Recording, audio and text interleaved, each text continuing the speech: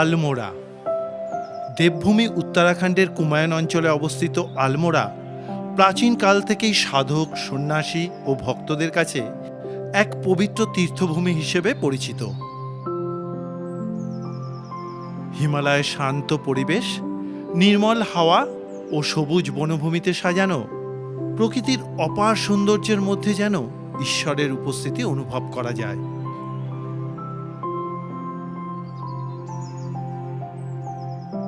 তাই তো যুগ যুগ ধরে বহু সাধক এখানে ধ্যান ও সাধনার জন্য এসেছেন।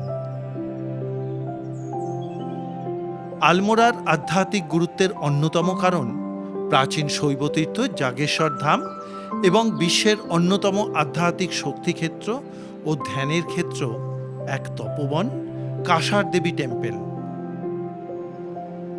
এছাড়াও চিতই গলুদেবতা মন্দির, কাইচি ধাম সহ আরও অনেক প্রাচীন মন্দির।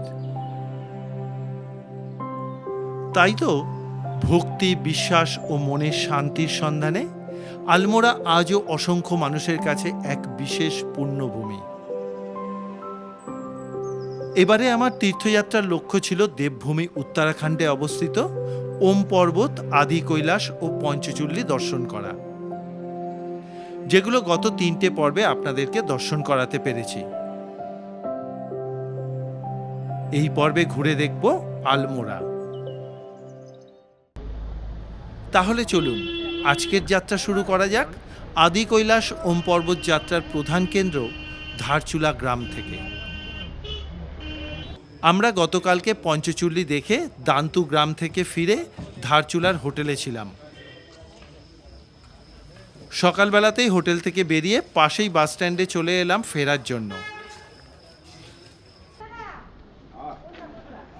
এখান থেকে হলদোয়ানি, দিল্লি বিভিন্ন জায়গায় যাওয়ার জন্য বাস পাওয়া যায়। দিল্লি সকাল 7টার বাস ধরেছিলাম। আমাদের গন্তব্য আলমোড়া পৌঁছনো। বাসে ভাড়া পড়ল 485 টাকা করে। ধারচুলা থেকে আলমোড়ার দূরত্ব প্রায় 207 কিলোমিটার। বাসে যেতে সময় লাগবে 7 থেকে 8 ঘন্টা।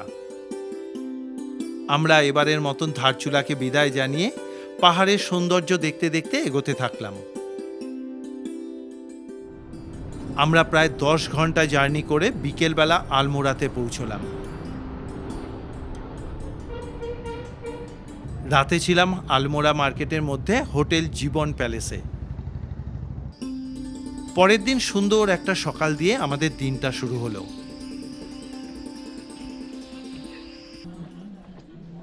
গাড়ি আসার আগেই আমরা বেরোলাম স্বামী বিবেকানন্দ আলমোড়াতে এসে যে বাড়িতে রাত্রি যাপন করতেন সেই লালা বদ্রিসাজির বাড়ি দেখব বলে। লালা বদ্রিসাজির বাড়িটা আলমোড়া বাজারের মধ্যেই। স্থানীয় লোকদেরকে জিজ্ঞাসা করেই পৌঁছে গেলাম লালা বদ্রিসা হাউসে। অনুমতি নিয়ে বাড়ির ভেতরে ঢুকলাম। লালা বদ্রিসাজির বর্তমান যে উত্তরসূরি পরিবার রয়েছেন তার মধ্যে একজন সদস্য আমাদেরকে নিয়ে এলেন। মাঝি আও।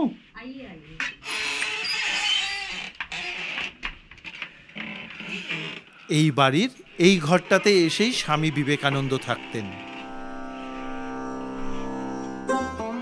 ঢুকলাম এক পুণ্য স্থানে। স্বামীজি প্রথমবার 1980 সালে হিমালয় পরিক্রমার সময় এখানে এসেছিলেন। তখন সাধু ও সন্ন্যাসীদের আতিথেয়তার জন্য বদ্রিসাজির বাড়িটি ছিল বিখ্যাত। এরপরে স্বামীজি 1897 সালে আমেরিকা ও ইউরোপ ধর্মপ্রচার সেরে এই ঘরে এসে কয়েকটা দিন কাটিয়েছিলেন। আলমোড়াতে এসে তিনি বিভিন্ন জায়গাতে বহুবার ধ্যানে মগ্ন হতেন। তার মধ্যে উল্লেখযোগ্য হল কাসার দেবী মন্দির চত্বর। फिर उस टाइम की कुछ चीजें हैं। ये लालटेन है, ये है, उधर है ना। ये उनकी लिखी चिट्ठी है लाला बद्री शाह को। स्वामी जी का हैंड राइटिंग है। ये कैंडल स्टैंड है, ये भी उनका यूज किया हुआ। ये उनकी खड़ाऊ है ये सिस्टर निवेदिता का है, ये भी सामान रखने का था ना। फिर इधर ये फैन है उस टाइम का, अच्छा ये लाठी है उनका, ये क्रॉस है सिस्टर निवेदिता के। इधर ओके का है, ये इंक पॉट है, ये भी सामान रखने का था। फिर इधर क्रॉकरी है। আমি এই পুণ্যভূমিকে প্রণাম জানিয়ে বেরিয়ে পড়লাম। थैंक यू, हम लोग चलते हैं। ফিরে এলাম হোটেলে। ততক্ষণে গাড়ি এসে গেছে, গাড়িতে লাগেজ তোলা হলো। আলমোড়া থেকে এখন আমরা বেরিয়ে প্রথমে যাব গলুদেবতা মন্দির দর্শন করতে, তারপরে যাব কাসার দেবী মন্দির দর্শন করতে। ওখান থেকে স্টেশনে ফেরার পথে আমরা মাঝখানে কাঁচিধাম দর্শন করে তারপরে কাঠগোদাম রেলওয়ে স্টেশনে আমরা যাব। সকাল 10:15 নাগাদ আমাদের গাড়ি ছাড়লো।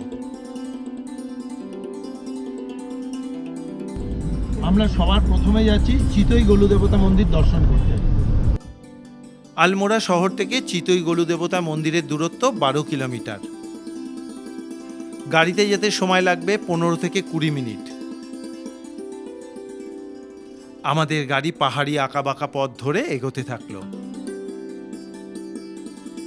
এদিকের প্রাকৃতিক সৌন্দর্য খুবই সুন্দর।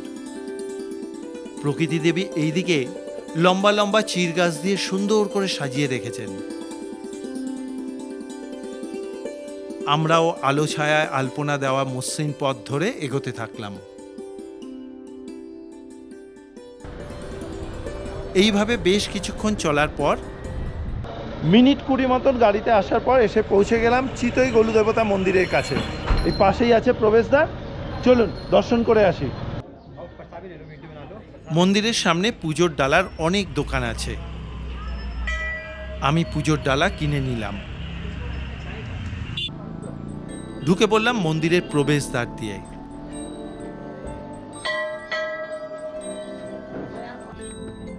মূল মন্দিরে যাওয়ার পথে ডান দিকে বাদিকে ওপরে সব জায়গাতে হাজার হাজার ঘণ্টা ঝোলানো রয়েছে।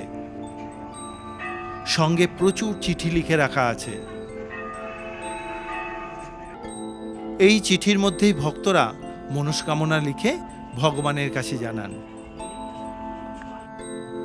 এই চিতই গলুদেবতা হলেন ন্যায়ের দেবতা। এই মন্দিরে ভক্তজন নিজেদের দুঃখ কষ্ট বা অন্যায়ের বিচার পাওয়ার আশায় গলুদেবতার কাছে আবেদন করেন। ভক্তদের বিশ্বাস, যদি কোথাও অন্যায় হয় এবং পৃথিবীতে বিচার না মেলে, তবে গলুদেবতা সেই বিচার নিশ্চিত করেন। এই মন্দিরের প্রথা হলো ভক্তরা নিজেদের সমস্যা বা প্রার্থনা জানিয়ে কাগজে লিখে মন্দিরে ঝুলিয়ে দেন। এই জন্যই হাজার হাজার চিঠি ঝুলতে দেখা যায়। এটাই গলুদেবতার কাছে আবেদন করার প্রথা। যখন কোনো ভক্তের মনোবাসনা পূর্ণ হয়, তখন তারা মন্দিরে এসে ঘণ্টা দেবতার কাছে উৎসর্গ করেন। পুরো মন্দির চত্বর ঘণ্টায় ভরে গেছে। এই জন্যই এই মন্দিরকে ঘণ্টা মন্দির বলা হয়। প্রতিদিন প্রচুর ভক্ত গলুদেবতাকে পুজো দিয়ে মনস্কামনা জানিয়ে যান।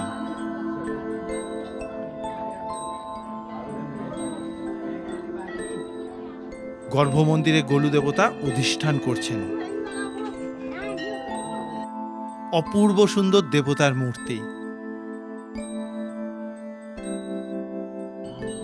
গলুদেবতার মন্দির 3টে স্থানে রয়েছে। প্রথমটি হলো চম্পাবতে, দ্বিতীয়টি রয়েছে আলমোড়ার কাছে এই চিতই গলুদেবতা মন্দির, আর 3 নম্বর মন্দিরটি হলো ভীমতাল থেকে প্রায় 5 থেকে 6 কিলোমিটার দূরে ঘোড়াখাল এলাকার মধ্যে পাহাড়ের একদম ওপরে। মনে করা হয় ঘোড়াখাল অঞ্চলেই গলুদেবতা অন্তর্ধান হয়েছিলেন। গলুদেবতাকে দর্শন করলাম, আপনাদেরকেও যতটা সম্ভব দর্শন করাতে পেরেছি। ছোট্ট গর্ভ মন্দির, সুন্দরভাবে মানুষজন যাচ্ছেন, পুজো দিচ্ছেন, বেরিয়ে আসছেন। ভেতরে ঢুকে যে অনুভূতিটা পেলাম সেটা ভাষা দিয়ে বলতে পারবো না, এইটুকু জানি। খুব খুব ভালো লাগলো, মনে একটা অপূর্ব শান্তি পেলাম, অপূর্ব শান্তি। মন্দির থেকে বেরোতেই দেখি এখানে ভান্ডারা চলছে। জানতে পারলাম ভক্তদের মনোবাঞ্ছা পূরণ হলে গোলু দেবতাকে পুজো দিয়ে এই রকম ভান্ডারার আয়োজন করে থাকেন। মন্দিরে আগত দর্শনার্থী ও ভক্তরা এইখানে ভান্ডারার প্রসাদ নিচ্ছেন। আমিও এখান থেকে ভান্ডারার প্রসাদ গ্রহণ করলাম। এরপরে গোলু দেবতাকে প্রণাম জানিয়ে ফিরে চললাম পরবর্তী গন্তব্যে। গেটের সামনে এসে ড্রাইভার ভাইকে ফোন করতেই সে গাড়ি নিয়ে চলে এলো। আবার গাড়িতে উঠে চললাম ভারতবর্ষ তথা পৃথিবীর আরেক বিখ্যাত জায়গা কাসার দেবী মন্দিরে। চিতই গোলু দেবতা মন্দির থেকে কাসার দেবী মন্দিরের দূরত্ব প্রায় 13 কিলোমিটার। আমরা হিমালয়ের অপূর্ব সুন্দর প্রাকৃতিক সৌন্দর্য দেখতে দেখতে এগিয়ে চললাম।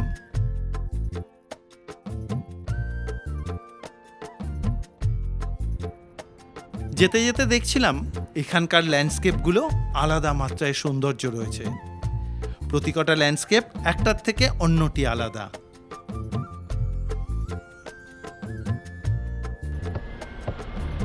এইসব সৌন্দর্য দেখতে দেখতে কিছুক্ষণ বাদে আমরা আমাদের গন্তব্যে পৌঁছে গেলাম। আবার মিনিট 25 মতন গাড়িতে আসার পর এসে পৌঁছে গেলাম কাসার দেবী টেম্পেলে। চলুন দর্শন করে আসি। সমুদ্রপৃষ্ঠ থেকে প্রায় 2116 মিটার উঁচুতে পাইন, দেওদার আর চির গাছে ঘেরা সুন্দর পরিবেশে পাহাড়ের একদম উপরে রয়েছে কাসার দেবী মন্দির। সত্যি এই স্থানের পরিবেশই বলে দেয় এই স্থান কতটা পবিত্র ভূমি।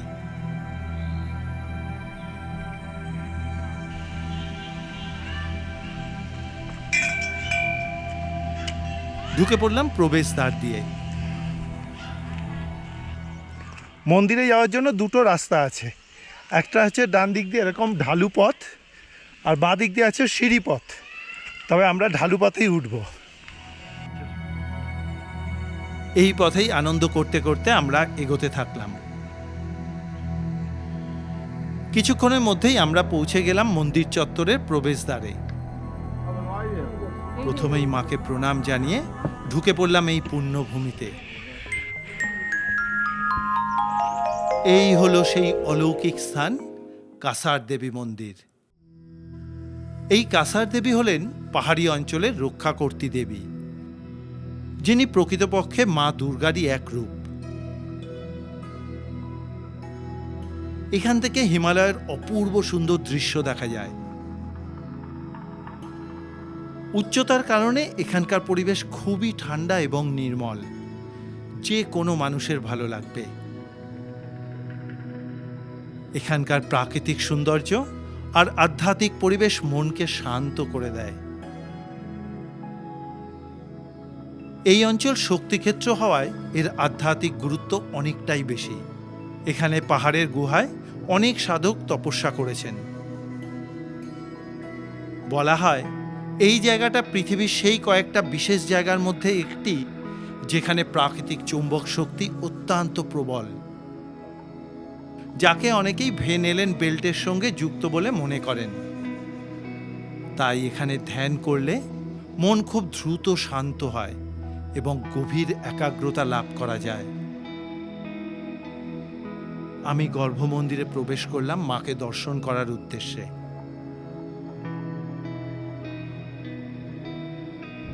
কাসার দেবী মা দুর্গারই এক রূপ। পূর্ব দর্শন হলো। মন্দির চত্বরে কিন্তু সেরকম খুব একটা বেশি ভিড় নেই, খুব সুন্দরভাবে দর্শন করতে পারলাম। আর গর্ভমন্দিরে যে অনুভূতি পেলাম কি করে বোঝাবো তা আমার ভাষা জানা নেই। চলুন এরপরে ওপর দিকে আছে বাবা মহাদেবের মন্দির, সেই মন্দির দর্শন করে আসি। এ এমন এক স্থান যেখানে আসা মাত্রই নিজের অজান্তেই মন শান্ত হয়ে যায়। এই কারণেই বহু সাধু সন্ত ও চিন্তাবিদ এখানে এসে সাধনা করেছেন। বিশেষভাবে উল্লেখযোগ্য স্বামী বিবেকানন্দ এখানে ধ্যান করে গভীর আধ্যাত্মিক অনুভূতি লাভ করেছিলেন। এছাড়াও অনেক বিদেশি সাধক ও হিপ্পি সংস্কৃতির মানুষও 1960 থেকে 1970 সালের মধ্যে এসে আধ্যাত্মিক শান্তি খুঁজেছিলেন। এখানকার শিব মন্দিরটিও অত্যন্ত প্রাচীন। গর্ভগৃহে বাবা মহাদেব অধিষ্ঠান করছেন। গর্ভমন্দির দর্শন করে বেরোলাম, অপূর্ব অনুভূতি। গর্ভমন্দিরে বহু প্রাচীন এক শিবলিঙ্গ তো রয়েছেই, আর তার সঙ্গে স্বয়ং মহাদেবের মূর্তি, পার্বতী মায়ের মূর্তি এবং সিদ্ধিদাতা গণেশ এবং কার্তিকের মূর্তি রয়েছে। বড় বড়, যথেষ্ট বড়, প্রায় মোটামুটি 2.5 থেকে 3 ফুট উচ্চতা এক একটা মূর্তি। আর সিদ্ধিদাতা গণেশ এবং কার্তিকের মূর্তির উচ্চতা প্রায় 2 ফুট মতন। খুব সুন্দর লাগলো গর্ভমন্দির দর্শন করে, খুব ভালো একটা অনুভূতি পেলাম। চলুন এরপরে আমরা যাব স্বয়ং স্বামীজি যে জায়গাতে বসে সাধনা করতেন সেই গুহা দর্শন করতে। শিব মন্দির থেকে নেবে পাশের রাস্তা ধরে একটু এগোতেই পেয়ে গেলাম সেই গুহা যেখানে স্বামীজি এসে ধ্যান করতেন। অনেক ভক্তজন আসেন এই পুণ্যভূমিকে দর্শন করতে। আমিও এগিয়ে চললাম গুহার দিকে।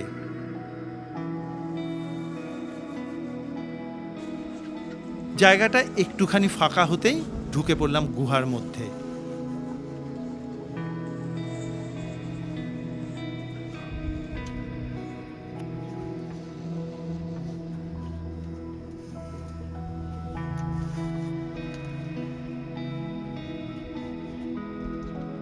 গুহার ভেতরে ছোট্ট জায়গা, ধ্যান করার জন্য একদম উপযুক্ত। আমি এখানে বেশ কিছুক্ষণ সময় বসে রইলাম। অনেকটা সময় এই পুণ্যভূমিতে কাটালাম। অদ্ভুত এক অনুভূতি অনুভব করলাম, তা বলতে পারবো না। শুধু এইটুকু বলতে পারি, আপনারা যারা পারবেন তারা অন্তত জীবনে একবার এই পুণ্যস্থান দর্শন করে যান, এখানকার অনুভূতি অনুভব করে যান। এখানে প্রকৃতি আপনাকে যা শক্তি দেবে আপনি তা ভাষা দিয়ে বর্ণনা করতে পারবেন না। আমার জানা নেই আমি কিভাবে বর্ণনা করব। এ ছিল আমার জীবনের স্মরণীয় হয়ে থাকার কিছু মুহূর্ত, যা আমার মনের মণিকোঠায় সারাটা জীবন গেঁথে থাকবে। এখান থেকে ফেরার জন্য মন একদম চাইছিল না, কিন্তু ফিরতে তো হবেই। তাই মনের সঙ্গে অনেকটা যুদ্ধ করেই ফেরার পথ ধরলাম। আজকের এই কাসার দেবী মন্দিরের ভিডিও আপনাদের কীরকম লাগছে অবশ্যই করে একটা মতামত জানাবেন কমেন্ট বক্সে। এটা আমার তরফ থেকে আপনাদের কাছে একটা অনুরোধ রইল। আবার গাড়িতে উঠে চললাম আমাদের পরবর্তী গন্তব্য কাইচি ধামের উদ্দেশ্যে। কাইচিধাম থেকে আমরা চলে যাব কাঠগোদাম স্টেশনে। আলমোড়া থেকে এই মন্দিরগুলো ঘুরে কাঠগোদাম পৌঁছতে বোলেরো গাড়িতে আমাদের খরচ পড়েছিল 5,000 টাকা। এখন বাজে বিকেল 3:45, এসে পৌঁছে গেলাম কাইচি ধাম দর্শন করতে। চলুন দর্শন করে আসি। কাইচি নামটার মধ্যে বিশেষ অর্থ আছে। এই জায়গাতে দুটো পাহাড় একে অপরকে কাটাকাটি করে রয়েছে, যেন ঠিক কাচির মতন দেখতে। সেই কারণেই এই স্থানটির নাম হয় কাইচি ধাম। কোশি নদীর ধারে হিমালয়ের শান্ত পরিবেশে 1960 সালে নিমকরলি বাবা এই অঞ্চলে এসে সাধনা করেছিলেন। পরে তার ইচ্ছা অনুসারে 1964 সালে এখানে মন্দির প্রতিষ্ঠা করা হয়। নিমকরলি বাবার অলৌকিক শক্তি ছিল। তিনি মানুষের মনের কথা বুঝতে পারতেন, অসুস্থ মানুষকে আশীর্বাদ করেই সুস্থ করতেন। এখন তার সারা ভারতবর্ষ জুড়ে ভক্তবৃন্দ ছড়িয়ে রয়েছে। প্রচুর ভক্ত আসেন নিমকরলি বাবার আশ্রম দর্শন করে তার মনস্কামনা জানাতে। মন্দিরের ভেতরে ছবি তোলা যায় না, তাই এখান থেকেই আপনাদেরকে দেখাতে হলো।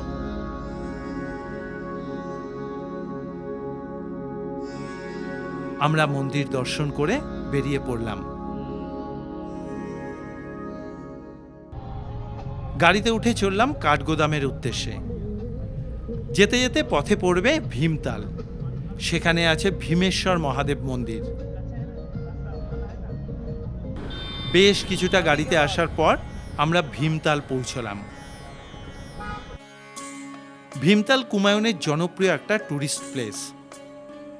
এখানেই আছে সুপ্রাচীন ভীমেশ্বর মহাদেব মন্দির। বড় বড় পাইন গাছের মধ্যে দিয়ে ওই যে মন্দিরটা দেখা যাচ্ছে, ওটাই হলো ভীমেশ্বর মহাদেব মন্দির। ঢুকে পড়লাম মন্দির চত্বরে।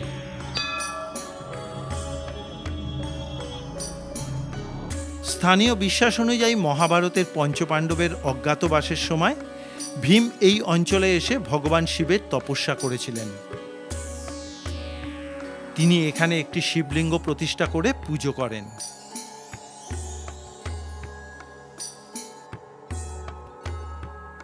বর্তমানে মন্দিরটি 1700 শতকে কুমায়ুনের চন্দ্র রাজবংশের রাজা বেজ বাহাদুর চাঁদ তৈরি করিয়েছিলেন। কিন্তু মন্দিরের ভেতরে আদি শিবলিঙ্গটি মহাভারতের যুগের বলে মনে করা হয়। শিব ভক্তদের কাছে এই মন্দির মনস্কামনা পূরণের স্থান হিসেবে পরিচিত। মন্দির চত্বরটির পরিবেশ অপূর্ব সুন্দর।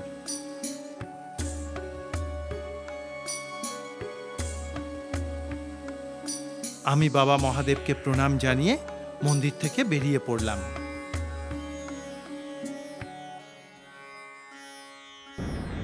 আবার গাড়িতে উঠে চললাম স্টেশনের দিকে।